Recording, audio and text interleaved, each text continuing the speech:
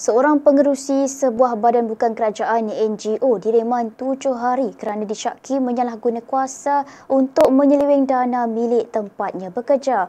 Perintah reman sehingga 19 Jun itu dikeluarkan Magistrate Siva Syangari Nagalingam selepas permohonan dibuat Suruhanjaya Pencegahan Rasuah Malaysia SPRM di Mahkamah Magistrate 1 Kompleks Mahkamah Melaka pagi tadi. Menurut sumber, lelaki berusia lingkungan 30-an itu ditahan sekitar jam 6.30 petang semalam ketika hadir memberi keterangan di pejabat SPRM Melaka. Katanya suspek dipercayai bersubahat dengan 4 individu lain yang telah ditahan reman sebelum ini. Maklumat tambahan yang diperoleh selepas tangkapan pertama membawa kepada penahanan pengerusi terbabit.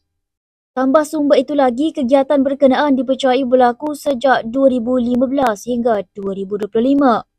Sementara itu, pengarah SPRM Selangor Hairuzam Muhammad Amin Elias Hamid ketika dihubungi mengesahkan penahanan terbabit. Menurutnya, siasatan dijalankan di bawah Seksyen 23 Akta SPRM 2009 kerana salah guna jawatan bagi memperoleh suapan.